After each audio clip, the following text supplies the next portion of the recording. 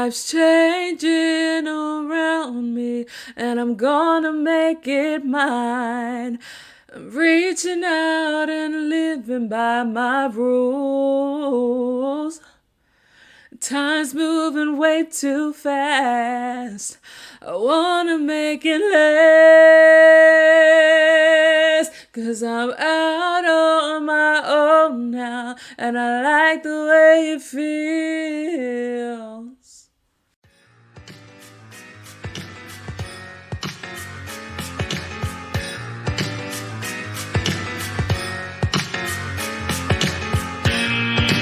Welcome to Sup Media Reviews, the podcast that never needs spoiler alerts because it takes you back in time to relive the nostalgia of classic TV shows and films that you've probably already seen.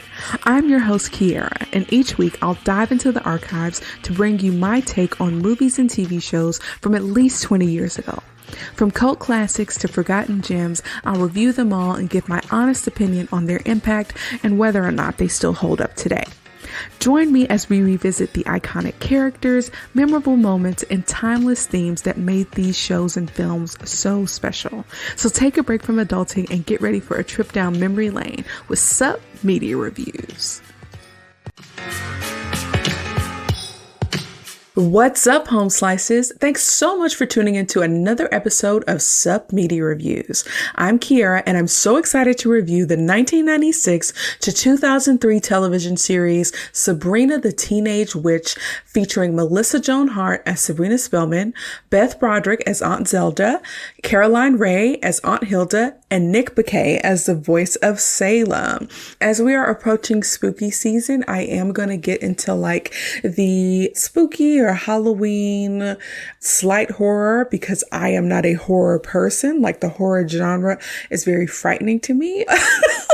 Just kind of as a person who takes things to heart quite a bit and wears my heart on my sleeve. I don't like being frightened. I don't really like being scared. So when it comes to the type of horror movies that I'm going to be reviewing as we approach the Halloween season are going to be very light. And that's why Sabrina the Teenage Witch is a part of it. Like, witches, Halloween, but it's still very light, funny, and not really scary at all. So that really is kind of my threshold for Halloween stuff. So just know that that's what's coming down the pipeline as we get closer to October 31st.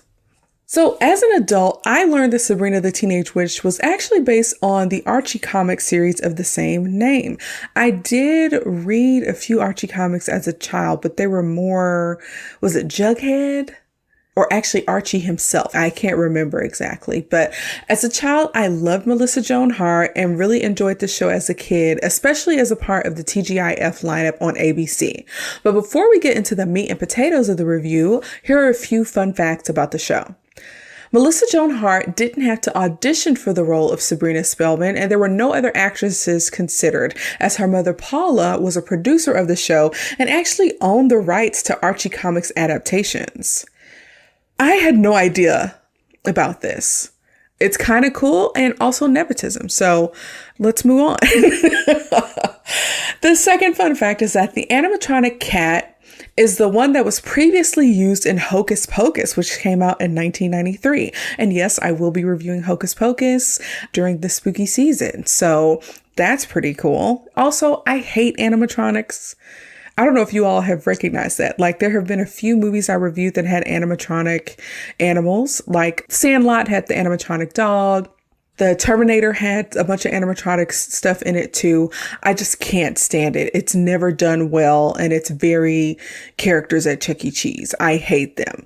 But I do think it's cool that they kind of reuse something that already existed from a movie that a lot of us love. And the third fun fact is that Melissa Joan Hart was nearly fired from the show in its fourth season. She'd done a photo shoot for Maxim magazine to promote her movie Drive Me Crazy, but the magazine had advertised Sabrina posing rather than Melissa. She had previously signed a contract with Archie Comics that she would never portray Sabrina naked or in a sexual fashion, and they were famously protective of their wholesome brand. Despite playing a teenager, the actress was also 23 years old at that point. I did not hear about this drama. I do not remember this drama when the show was in its 4th season, which would have been around the year 2000. When it comes down to it, I don't know that I was really paying attention to any kind of tabloid stuff at that point. I was only 10 years old. But I feel like Melissa Joan Hart has pretty much kept a pretty clean kind of record and like not a lot of scandals or whatever. So I was actually shocked to kind of learn this fun fact. I had always imagined her as a kind of low profile child star. If you want to check out Sabrina the Teenage Witch, you can watch it on Amazon Prime Video, Hulu, and Paramount Plus as of the recording of this episode. So let's talk about my personal connection to this show. I was actually a big fan of Melissa Joan Hart as a kid. I remember her from Clarissa Explains It All on Nickelodeon, and I always admired her career. I'm also low-key into mystical powers, which sounds weird considering how I really don't like the horror genre. I feel like mystical powers, witchiness, or casting spells, that type of stuff can apply in a bunch of different contexts, and it doesn't necessarily have to be horror. And I feel like Sabrina the Teenage Witch allows me to like explore the mysticism of what it means to be a witch without having to be frightened or scared. So it was a good balance for me as a child. I also thought it was pretty cool that like a teenager could learn that they were a witch and have to navigate that new realization along with the other things that go along with being a teenager, managing school, your social life, all that kind of stuff. So I thought that was pretty neat. One of my favorite elements of the show actually was Harvey, y'all. I thought Harvey, who was kind of like Sabrina's main love interest throughout the show, he kind of came and went at certain points, but he was portrayed by Nick Reichert. I thought he was so cute. Like, Harvey was just so cute to me. I feel like other people thought so as well. Something about those earrings, y'all, the little cartilage earrings. I don't know what it was. I feel like I'm not alone in this, and it's actually a little hard to explain, but I just thought Harvey was so great. And even though his character to me came across like a little ditzy, he always seemed like just a really sweet guy who had a pretty good moral compass. I also thought it was pretty neat that Sabrina in the show was being raised by her aunts. These two aunts had different personalities, and one of them was like a little chubby and fun like me, and then the other one had this super raspy voice and she was really smart, and I thought both of them were cool kind of in their own ways. I also thought Salem was pretty cool, like a talking cat that has a penchant for getting into trouble and trying to take over the world is like pretty neat. But they also had a magical linen closet. They had a unique take of like what it means to be a witch and also all of the rules that go along with it. For some people who think about witches, they kind of think it's a free for all. Being a witch feel more structured, and having like basically a teenager navigate what it means to have rules for these new powers. It's actually an interesting concept. So they also had a really nice house. They had like a big, I don't know the name of the style of the house. The show took place around Boston, but it was a very big kind of like old school Boston structured house. It had like quirky decorations. I thought that was pretty neat.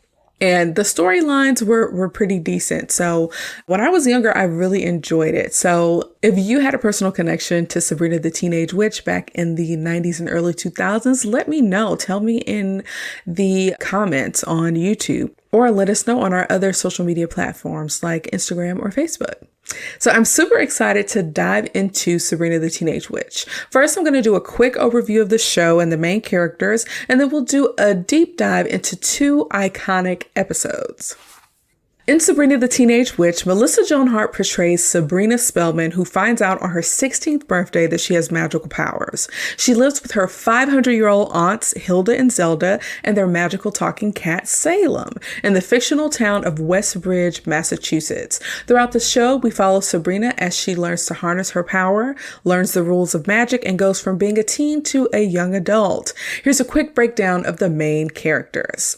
Sabrina Spellman, played by Melissa Joan Hart, is the main character that learns she comes from a long line of witches. Throughout the show, Sabrina struggles with how to manage her powers on top of all that life has in store for a teen girl, including romance and other growing pains. Hilda Spellman, played by Caroline Rhea, is one of Sabrina's aunts slash guardians. Hilda is impulsive, a little thick in more ways than one, and is who I would consider to be the fun aunt. She doesn't really take things very seriously, and she eventually goes on to own a couple of businesses in the show and is low-key my favorite aunt. She provided a lot of comic relief.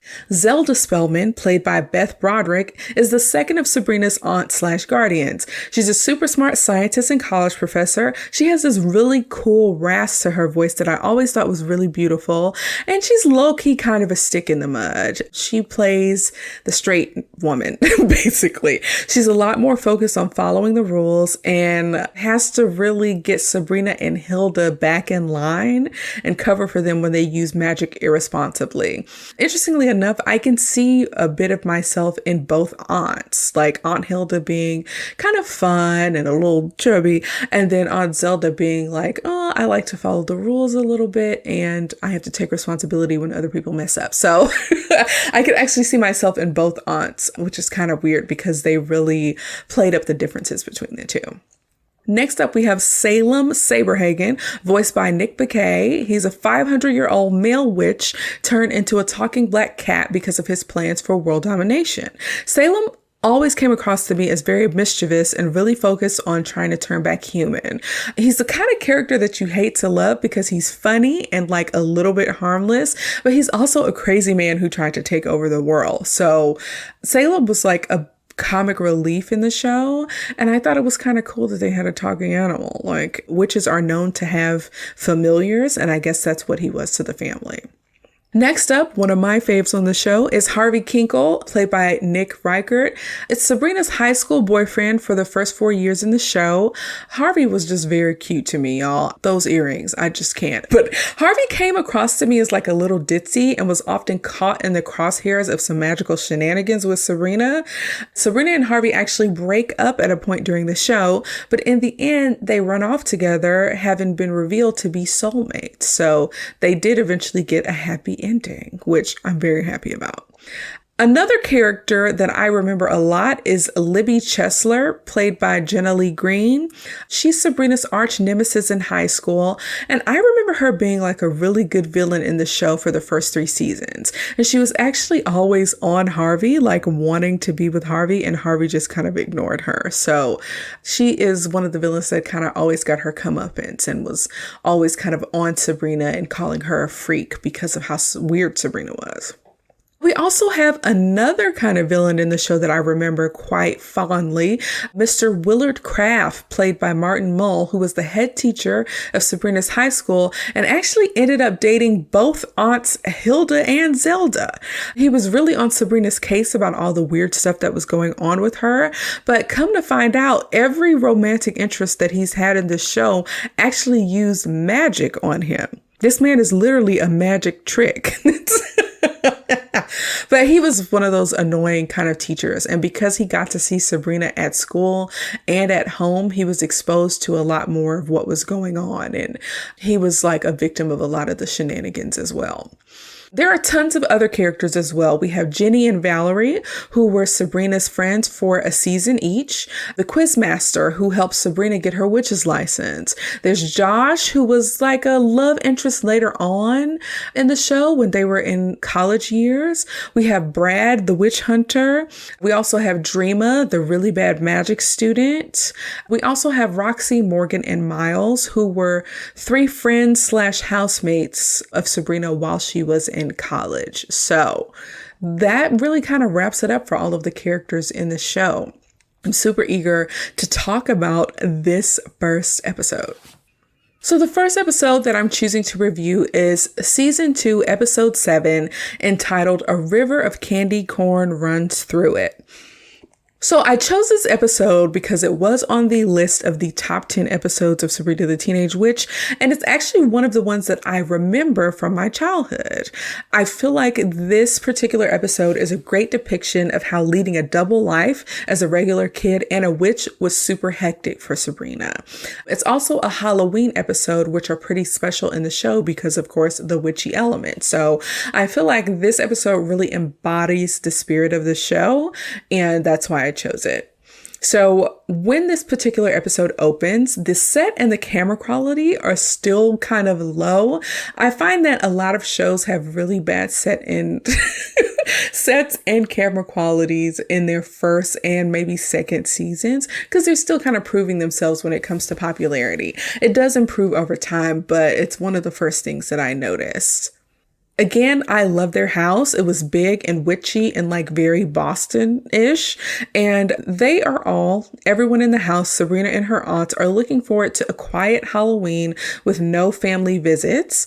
And they get a delivery of furniture that falls into the living room magically, just like from the ceiling, just falls down. So that's the start of the show. And then the intro and like theme song of the show plays where she's like in front of a mirror changing outfits magically. And she usually changes into like 4 outfits. And then the 5th outfit has something to do with the actual show. And she says like a little quippy line. I actually really like that intro because one of the dresses that she wore that she kind of changed into, I was like, girl, that dress is fantastic. In the next scene, Sabrina and her season 2 best friend Valerie are pining over the school jocks when Libby, Sabrina's arch nemesis, goes over and invites the cool boys to her Halloween party. Libby thinks that Sabrina and Valerie are freaks and is pretty loud about it and is like, they're not invited because my party will be freakless, okay? So with Sabrina, the whole situation is like water off a duck's back, okay? She doesn't pay Libby any mind, and one of the only funny moments I found in this show was Sabrina saying, I basically don't care what Libby has to say because these will be the best years of her life in high school. Y'all, there are so many people who were popping in high school that ain't doing nothing now. I doubt that I have listeners that are young enough to hear and heed what I'm saying, but I feel like if you're old enough and you're under the sound of my voice right now, you know what I'm talking about. I just thought that was very funny. So when Sabrina walks away from Valerie gets some gumption and she makes up an utter lie about how Sabrina is hosting a Halloween party. She's all loud and whatnot and basically saying that Sabrina is going to be throwing a party at the same time Libby is. And now people have to decide which party is better. This is a timeless and classic kind of element of children's shows or shows that take place during high school. Off the top of my head, I know that That's So Raven had something similar when the girl from Xenon was was on the show. It's a very popular kind of, it's not a trope, just a very popular theme for a show for kids who are in like high school age. So when Harvey hears that Sabrina is throwing a party, Harvey kind of feels surprised. He was like, Sabrina said that she would never throw a party. And now Valerie starts to feel bad because without Sabrina's permission, she has basically opened the door for people to ask Sabrina about this party that Sabrina has no idea about. So it's at this point where I'm like starting to remember that Valerie was kind of an annoying friend. I actually didn't really like her character, and I'm glad that she only hung around for 1 season.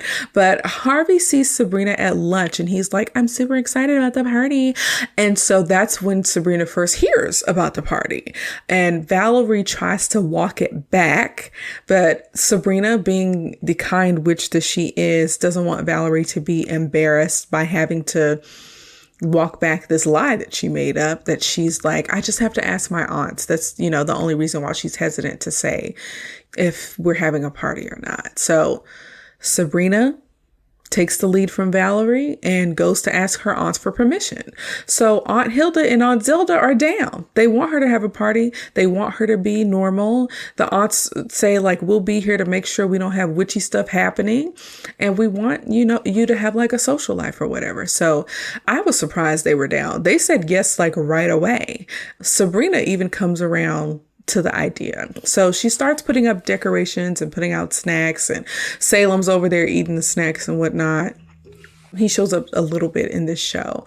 And Harvey calls, this is the day of the party, to say that he has to take his little brother and his friends trick-or-treating and he can't make it to the party, which is very upsetting for Sabrina.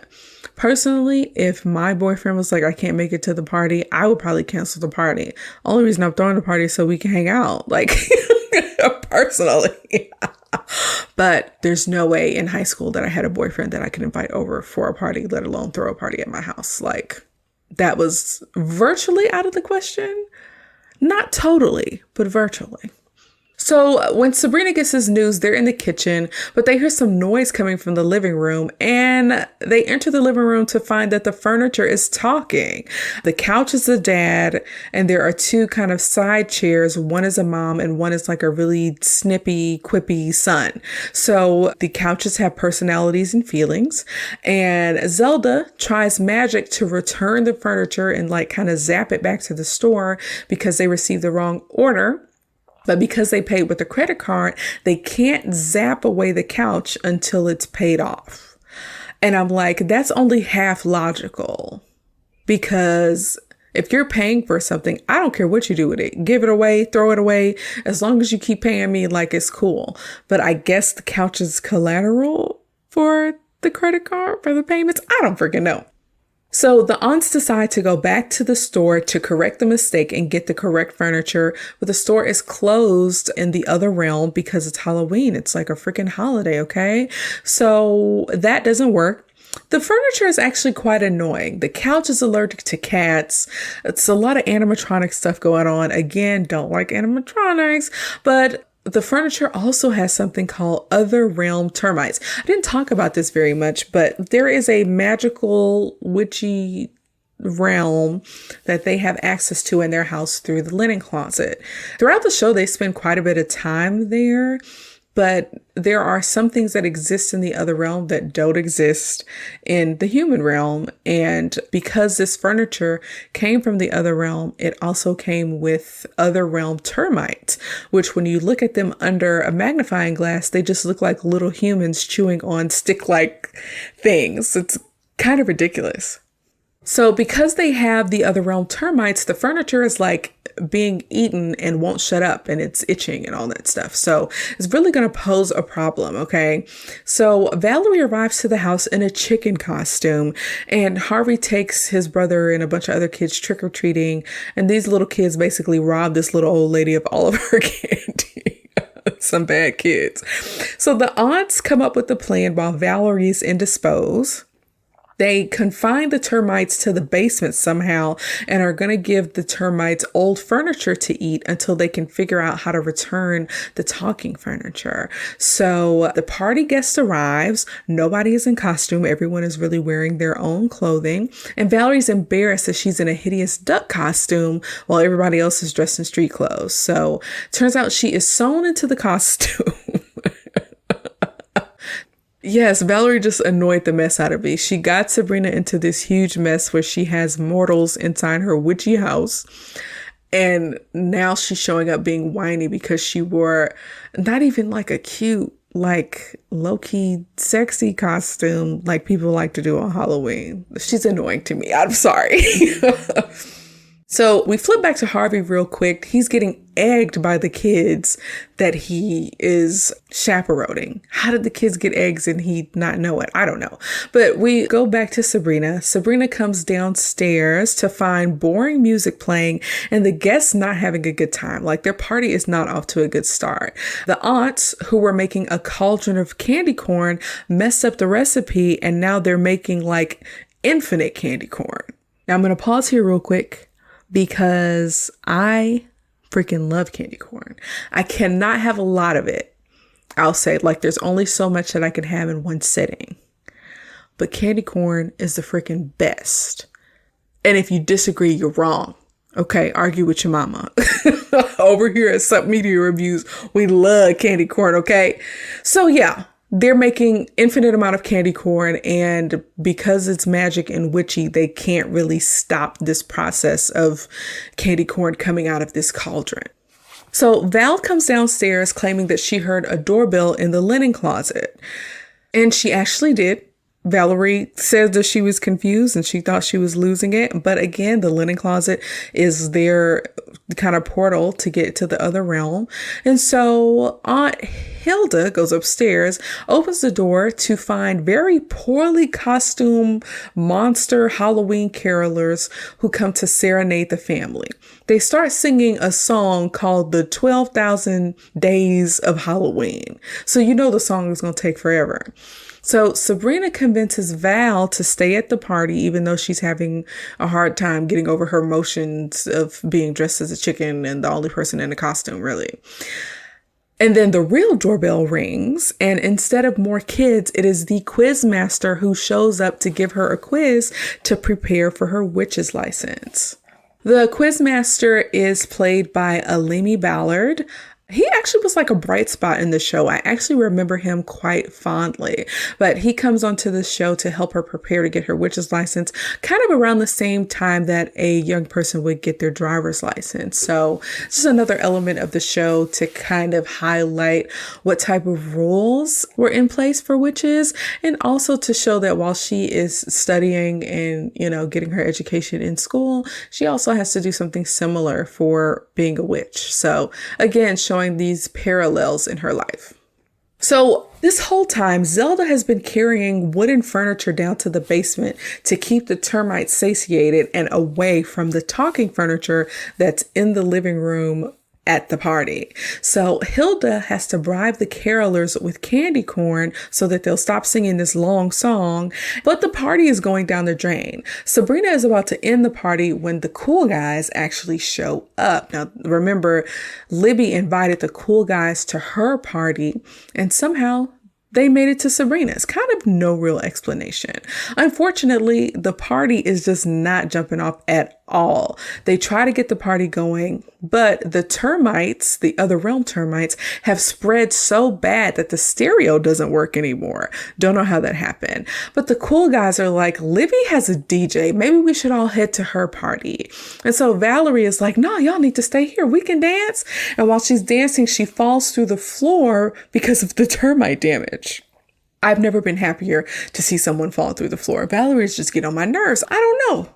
I have no idea. She was just getting on my nerves. But unfortunately, now the furniture is moving and talking because they're under attack by the termites. So now this kind of magical thing is happening in front of a room full of teenage mortals. And Sabrina kind of freaks out for a little bit, okay? Then the carolers come in and they're horrible monster costumes. And then a mountain of candy corn comes in from the next room. And so the main cool guy, his name is Asher, is like, oh my gosh, how did you get all of these cool special effects going? Okay. Like, first off, I love candy corn. Second off, everybody does like the little bowl of grapes for the brains or whatever, but you have talking furniture. You got a river of candy corn. You got these scary monster people here. Like, this is neat. This is actually really cool. And so Sabrina goes over to Salem and she's like, these mortals are a little silly. They don't even know this is actual real witchy stuff. They think it's something that I set up, so that they would be afraid or amused or whatever. And so Salem kind of takes advantage of this, and Salem starts talking to everyone. And he's like, I want you guys to accept me as your leader, which he's back on his world domination ish. So Salem calls Asher a loser when Asher tries to get Salem to say his name. That was actually pretty funny. Asher is talking to Salem as if Salem is like a fake talking cat. And Asher's like, say Asher. Can you say Asher? And Salem is like, loser? That was actually probably one of the funniest parts of the show. It was so funny to me. So Asher basically approves of this now cool party, and the termites end up being eradicated by one of the Halloween carolers who eats them. And then Harvey, I guess after he was done chaperoning those bad kids from house to house, he shows up again with those earrings looking fabulous. Okay. He was also wearing a blanket. It's like one of those things like at the end of a show when like the ambulance and the police are there and like all the danger is over and all of the victims or whatever are wearing blankets.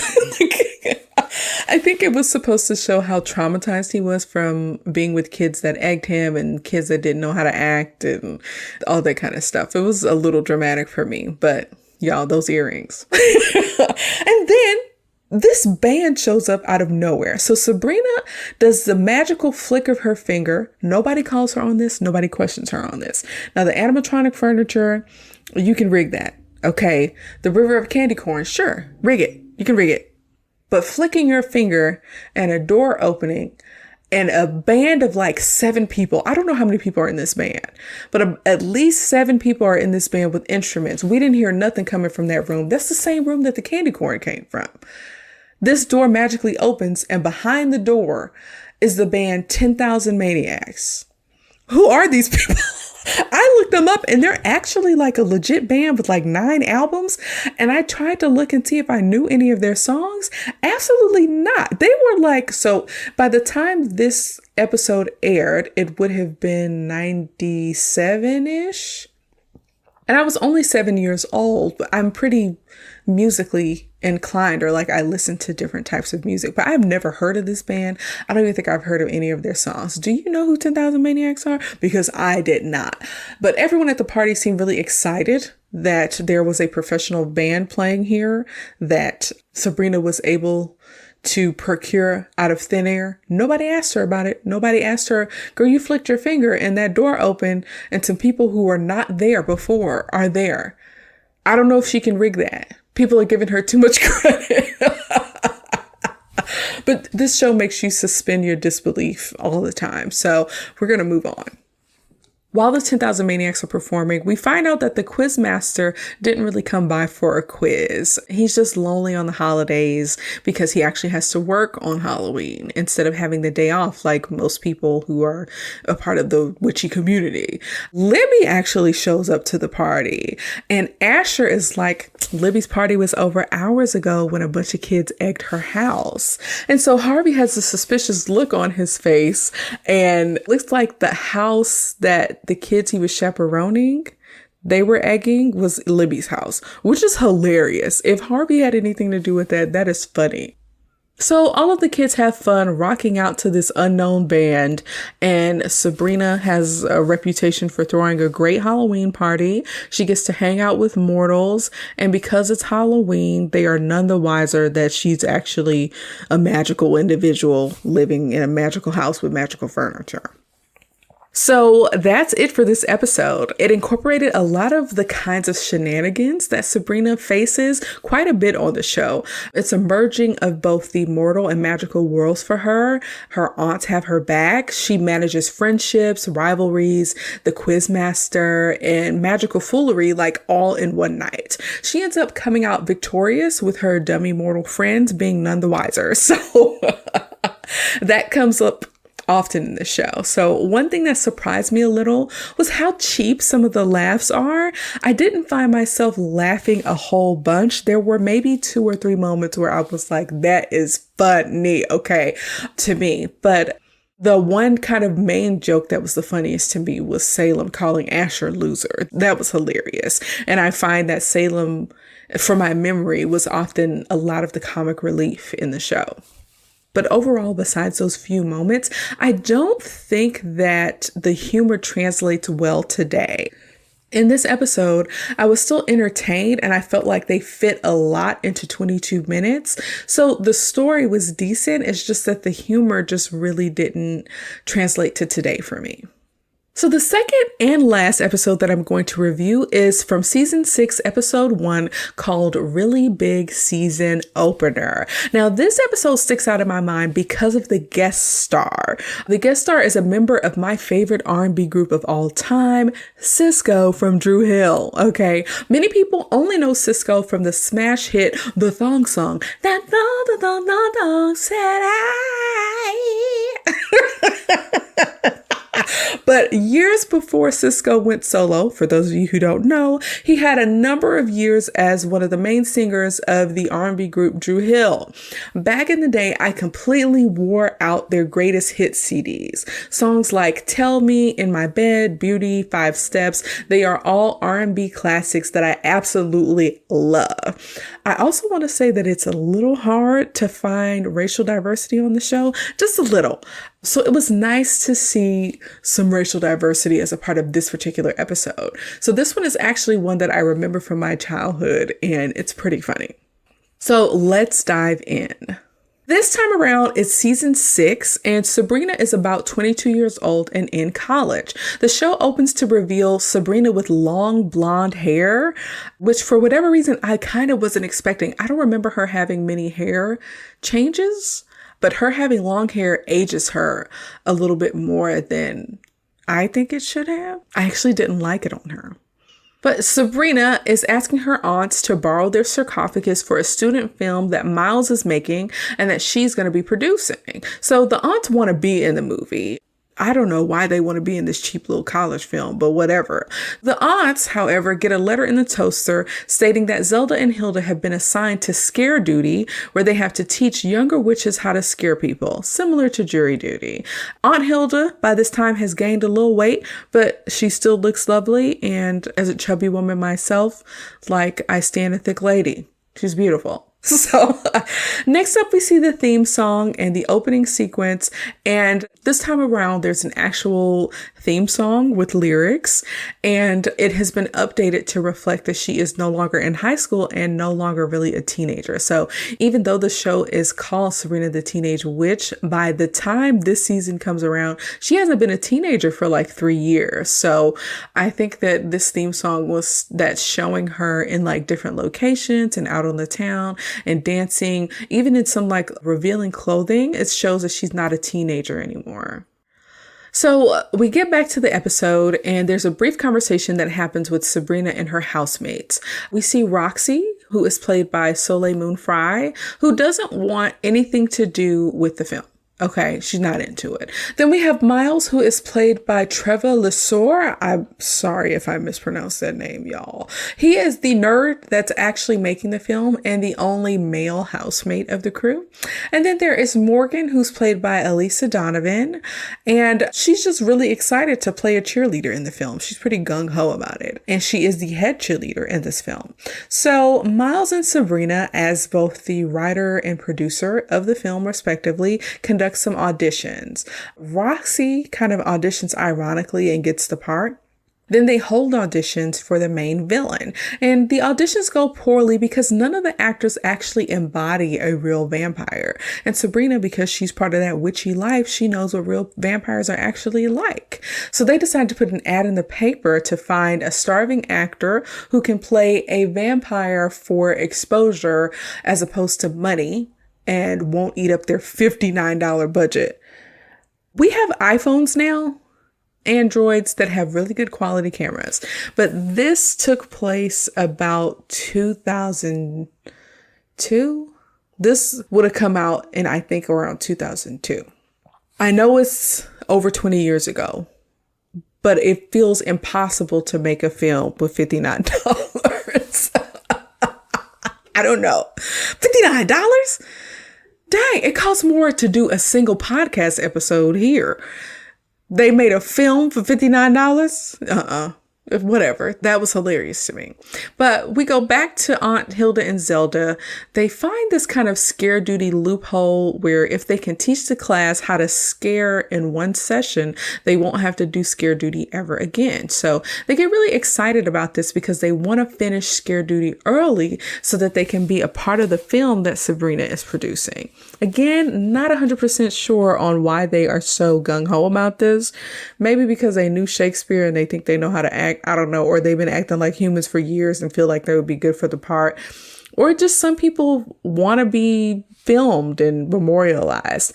Now that I'm thinking about it, because we have social media and because a lot of our lives are shown in videos and pictures throughout the interweb, maybe it's less special to be a part of something like that. Back in 2002, when there really was no real kind of social media, being a part of even like a cheesy college film felt like you were being memorialized because you weren't doing it on social media. It wasn't readily available for you to share yourself in that way. So maybe it does make sense that they would want to be a part of a cheesy college film. So while Zelda and Hilda are getting ready for scare duty, there's some banter that happens between Hilda and Salem. Salem has been on Hilda's nerves for the whole show. And for the second time in this episode, Zelda zaps Salem onto a bicycle and rolls him into traffic. That was actually very funny to me. Salem is quite annoying. So because he's animatronic, they depict animal abuse a lot more than they should in this show. But it's funny. It's funny because Salem really deserves it because of how like snippy and sarcastic he is. He just gets on their nerves so bad. So we go back to Miles and Sabrina. By this point, they have put an ad in the paper and the ad says desperately seeking vampire. I don't know how time works in this episode. This came across to me as if it kind of happened on the same day, but there's no way they put an ad in the paper and expected it to get results that fast. I don't know. I don't understand what the timeline is. But anyways, they put the ad in the paper. Sabrina's getting ready to leave some scripts on the porch for the actors to come and audition, but she gets startled when she opens the door to find Cisco. Yeah.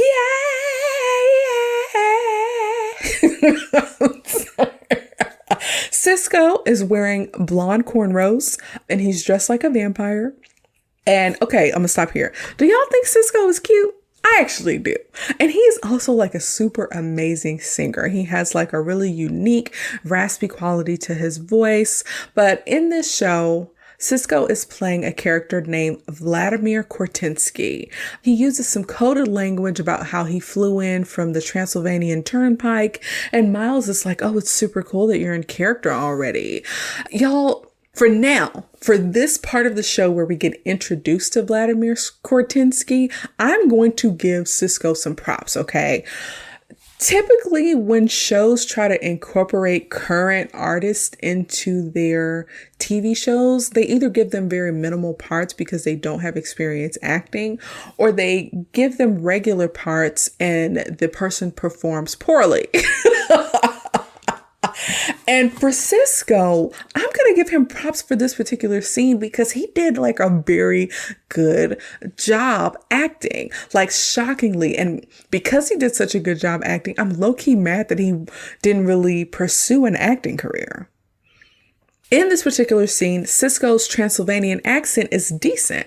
And when he says the lines from the film during his audition, he's actually really convincing.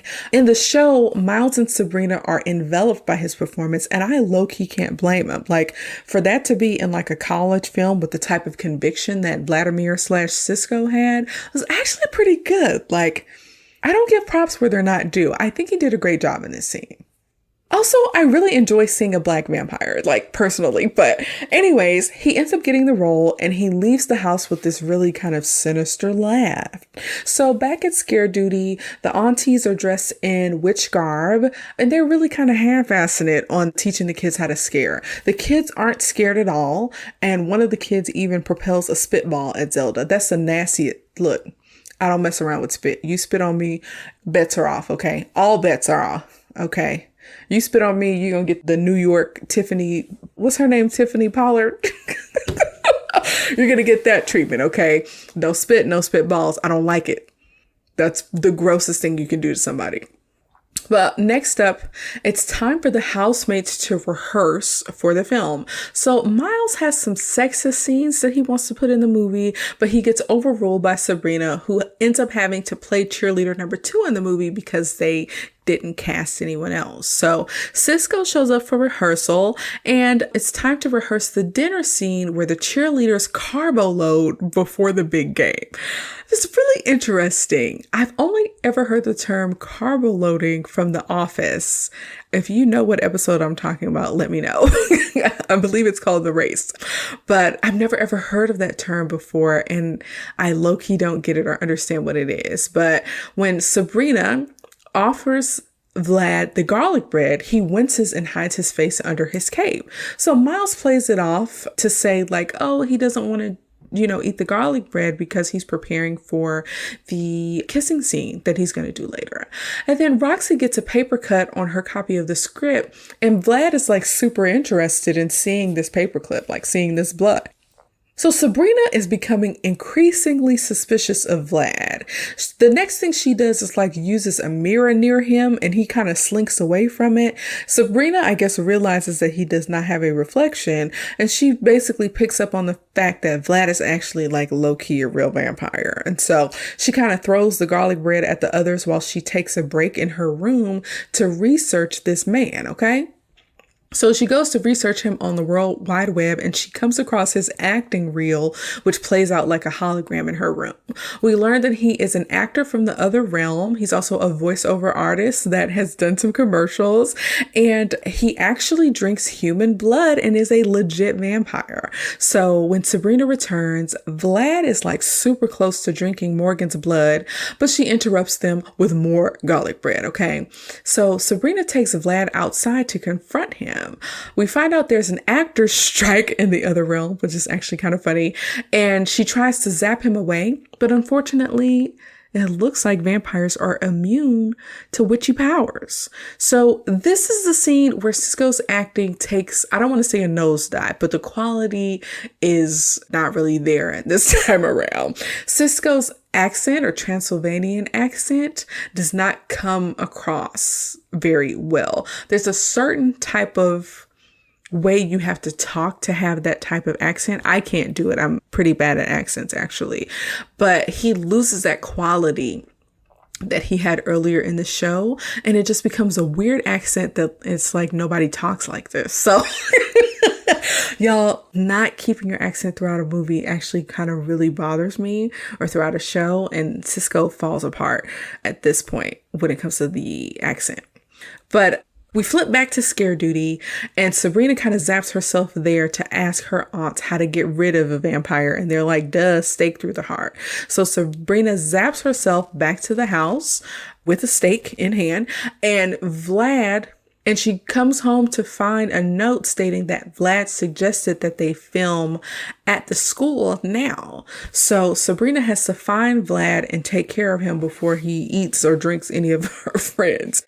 So back at Scare Duty, aunts Hilda and Zelda are sucking at teaching these kids how to be scary. And these kids are bad AF. These are magical kids, but they must have conjured up some like tomatoes and eggs and paper to throw at these aunties and Salem. And they are like cowering behind the desk, not knowing how they're going to survive Scare Duty, let alone get off Scare Duty early so they can go be a part of this college film.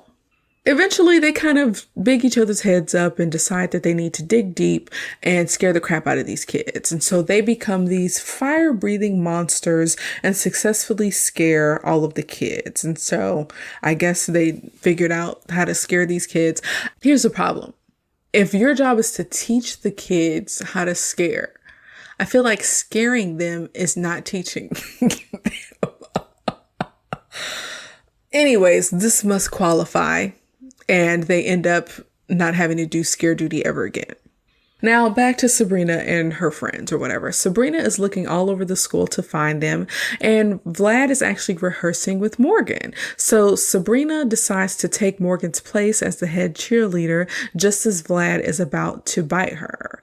When he gets really close to Sabrina and about to suck her blood, Sabrina tries to stab him with the stake that she was hiding in her pom-poms, and he smashes it. That was funny to me. But then they do this ridiculous fight scene, super ridiculous.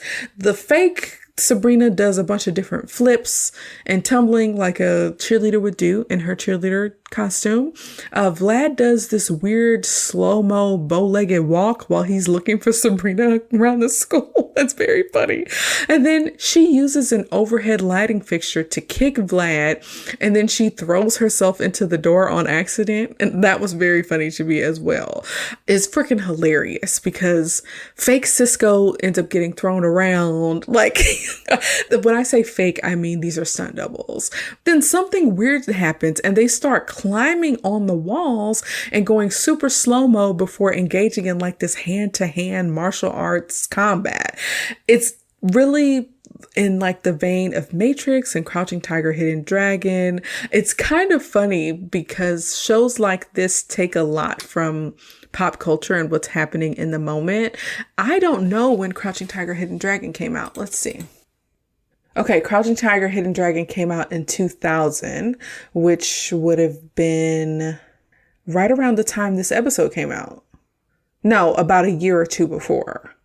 And then, yeah, The Matrix came out in 1999. So within a year and a half or 2 years, those movies had come out and looked to have really influenced that scene in the movie. Unless there's another one that came out around that time that I'm forgetting. But it's ridiculous and it's silly and it's a little bit funny. And so when Sabrina finally gets the best of Cisco, she conjures up a ribeye steak and kills Vlad with it by putting it on his chest. So I guess it doesn't have to actually be a wooden steak. It can be like a filet mignon. So anyways, Zelda and Hilda show up as the monsters and scare the crew, but then Sabrina kind of gets an idea of how they can help her finish this movie, even though Vlad, like Loki, doesn't exist anymore. She murdered him. So it appears that Vlad has returned. Zelda is still a monster and gets to participate in this film by being an extra. She just kind of walks across the screen as a monster, and it's like, why? It doesn't make sense at all. But at least she gets to be in the movie. And then we see Aunt Hilda has shapeshifted into Vlad so that they can get the final cut of the movie. So all is well. Vlad's image actually gets to be in the film. Nobody is worried about where he went, even though he is dead. You get a black vampire on TV and you gotta kill him. Sure. But anyways, all is well. Nobody got bit. And now it's time for the housemates to sit down and actually watch the movie. This part is a little weird. The cheerleaders are doing like a music video and they're dancing and singing a song called Get Back Drac. It's a bad performance. It's a bad song. And the whole time they're just dancing around or cheerleading around a coffin. And every time the coffin opens so that Dracula can get out, they just close it. And I'm like, this isn't funny. I don't like it. But it just came across as if Miles wanted the movie to still be sexy anyway. And cheerleaders being eaten by vampires is sexy. I don't know. I do have a problem with there being so many sex-oriented things around horror. Like, we low-key don't need it, but whatever. So that's the end of this episode, y'all. I picked this episode because, like I mentioned earlier, I actually remembered it from my childhood. I knew who Cisco was prior to this show, and getting to see him in the show was actually pretty cool for me. We also get to see Sabrina as an adult. By this time, she's in college. She is about 21 or 22. And we get to see her interact with her adult friends / housemates. And like I said, this is my favorite guest star of the show. Are you kidding? It's Cisco. Yeah.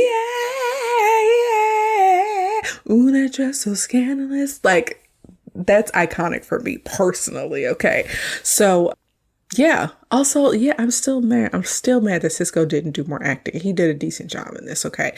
But this particular episode still shows the intersection of her magical and mortal lives. It also shows that her aunts still have her back and that the formula of the show kind of really never changes, even though she is older now and she is in like a university setting and she's getting into the things that she likes to do, like, you know, producing a college film. Like, it just shows that being a witch at any age and living in the mortal world as well as being a witch is tough, especially when other magical creatures come into your world and try to suck your friends dry. So I thought it was pretty neat for me to talk about kind of like the origins of the show in season 2, and then also towards the later end of the show in season 6.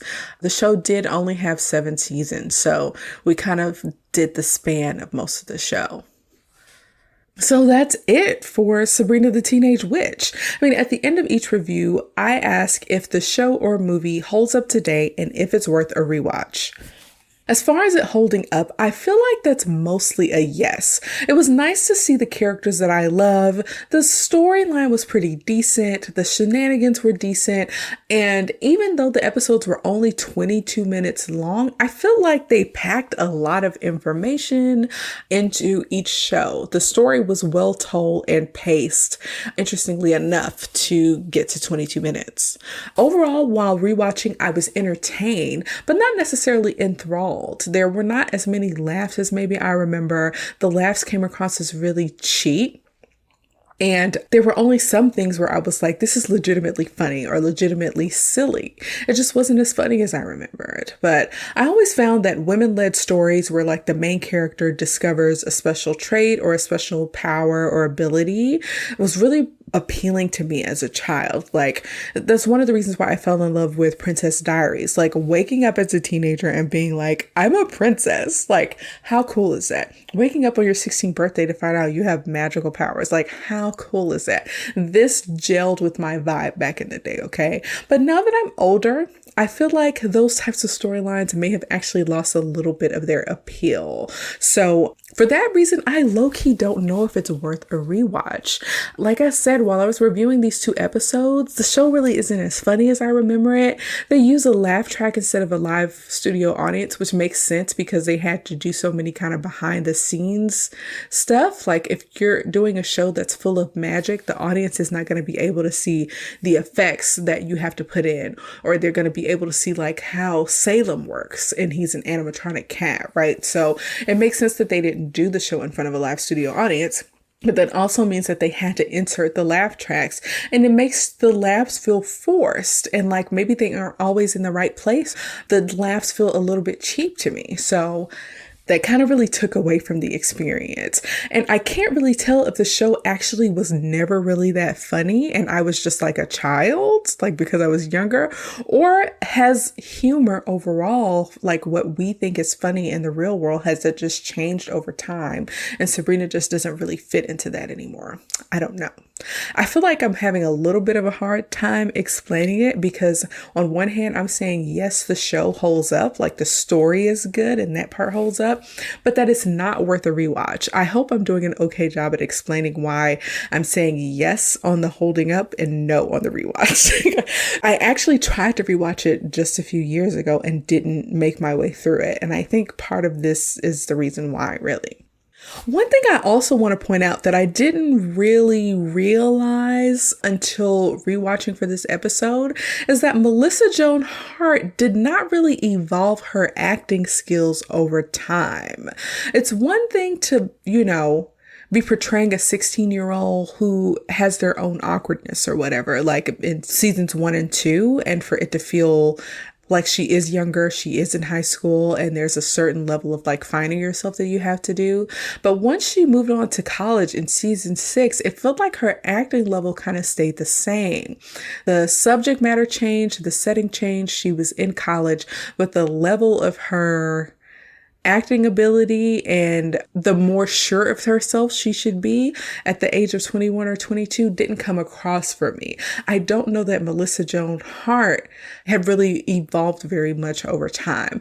And it's interesting because she low-key didn't have to. Like, one of the fun facts was that her mom was a producer of the show. So if you have a job and your parents are not going to fire you, like, how much do you have to grow in the process? I don't know.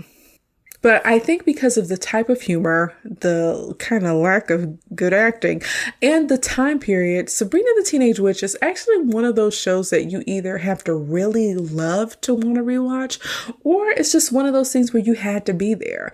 I don't know that if I showed this show to a child from Generation Z that they would actually be able or willing to continue watching it on their own. Sorry. Overall, the Rotten Tomatoes audience gave the series a 66%, and I feel like that's pretty accurate. I really enjoyed the show as a child, but it's going to have to remain a cherished memory from my childhood. I feel like it really doesn't translate well today, and that's okay. Some things just stay locked inside of a time capsule, and that's just fine. So let me know what you think about this show. Does it hold up for you? Did you rewatch it recently? Share your thoughts on our social media pages on Facebook, Instagram, and YouTube. Thanks so much for listening to my review of Sabrina the Teenage Witch here at Sup Media Reviews. In the next episode, I'll be reviewing Stephen King's Dreamcatcher. Y'all, it's spooky season. Peace out. Thanks for listening to Sup Media Reviews. I hope you enjoyed our trip down memory lane just as much as I did. If you have any suggestions for movies or TV shows you'd like me to review next, or if you just want to share your thoughts on today's episode, you can find us on Instagram, Facebook, YouTube, and Pinterest at Sup Media Reviews, and on supmediareviews.com. Don't forget to subscribe to the podcast so you never miss an episode. And if you have a moment, please leave a review on your favorite podcast platform. Your feedback helps me improve the show and spread the word to new listeners. So until next time, peace out, home slices.